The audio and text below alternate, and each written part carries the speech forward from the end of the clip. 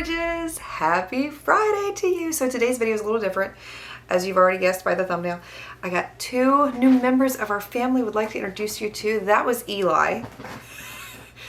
It's 11:30 at night here and they are just going bonkers off the wall. And then this little guy, this is Micah. So these two little guys are brothers. Running into the light there. Micah is a snowshoe Siamese mix and Eli is a tabby from all we know. But yeah, we gotta get down because we're busy. We adopted them last Thursday, but before I tell you all the stuff that's been going on here very recently, I'll give you a little backstory of what has happened in the past few months. So you know we have Tilly and Miko. Well, back in December, Miko went missing. He was a snowshoe Siamese mix, as many of you know, very much like Micah is, and he was like a dog. He would go out with us at night and follow us on walks we would do, and we didn't go that far from the house. It was just me and the kids would go out on the golf course and walk around, and Miko was just always there, and he loved being with us, and he would always come in at the end of the night. And then one night, he had disappeared, and we don't know where he went or what happened to him. We put up flyers all over, looked for him, scoured the area for him.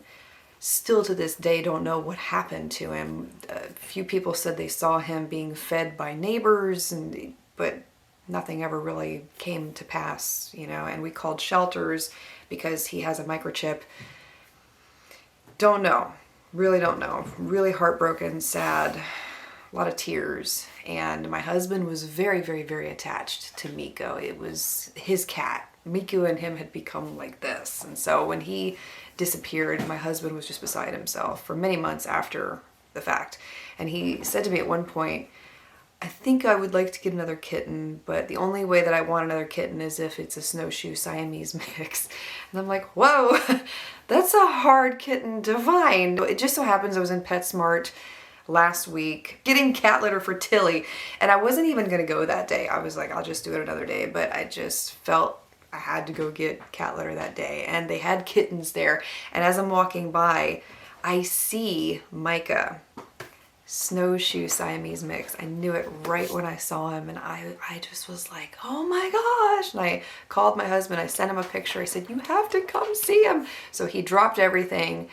He came up there to see Micah, and he says we have to have him. What was so funny to me about this adoption process was it was a lot like our adoption process with Miko. This kitten, these kittens, had just arrived that day, the night before. So they weren't even there for a whole day. And there were 3 other people wanting to adopt Micah while we were sitting there doing the adoption process. 1 had called in, 2 were walking by the glass. So yeah, it was amazing. And then while we're there, we find out that Micah has a brother, Eli, and what was so funny was Eli just took to me instantly. He climbed all over me, got into my arms, started purring, and it was just the sweetest thing ever. And I said, okay, if we have to have both. It's a given. And I'm really, really glad that we got both of them, because Micah would have been so lonely had it been just him, because Tilly, you know, Tilly's an old fart. I mean, she is. She's 12 years old. For those who don't know, she's getting up there in age. She really isn't so into the kittens. We've been keeping them pretty separate, but she's caught a couple glimpses of them since they've been here. She's not having it. And Eli's okay with Tilly. He's like, yeah, whatever. But Micah, nope, no. So if you follow me on Instagram, you already know everything we've been going through these past few days, this past week, really. We brought them home the Thursday before yesterday, and we noticed that within an hour, somebody had really bad diarrhea, but because there was 2 of them, we couldn't really tell who it was. And then Friday night, after they had been here for just a day and not even a day, we noticed that Eli couldn't walk. He was limping, and then he was falling over, and he wasn't himself. And this was a very playful kitten when we first got him home. And he really just wanted to be to himself. He didn't want to eat dinner. So that night I put him on a blanket in the bathroom, went to bed, and came back the next morning to find he had not moved at all from the spot that I had put him in. And I said, oh, no, so something was really not right here. So I rushed him to an animal ER.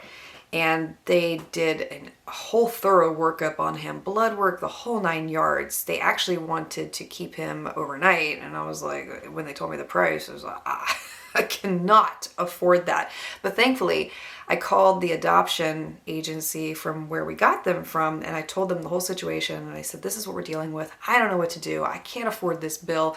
And they said, don't worry, we will take care of everything. Just bring him to us. We have medical fosters on our team. They'll take care of him. They'll get him back to health. And so we left with antibiotics, no real diagnosis, just that it might be something viral, but his temperature was 106, which from what I understand is deathly for kittens, because once they get to that level, their organs start shutting down and they can experience death pretty quickly. So I was concerned, but we prayed and we spoke life and we pleaded the blood of Jesus, and we believed that he was going to be okay.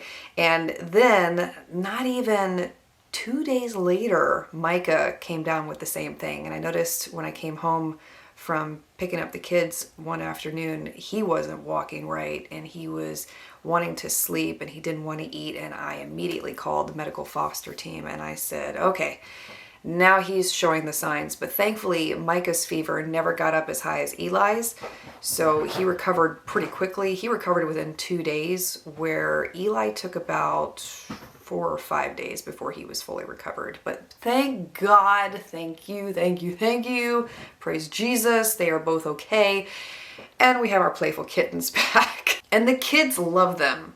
Absolutely love them. Jet is a cat lover, and what's been great about Tilly is that he's had a lot of issues, which I won't go into, but she's been a kind of therapy for him, and he's become really attached to Tilly, and he had been asking for a kitten and asking for a kitten, and I was, I don't know, you know, but we saw Micah and then Eli. It was like, oh. And then we have to remember too, Tilly's getting up there in age.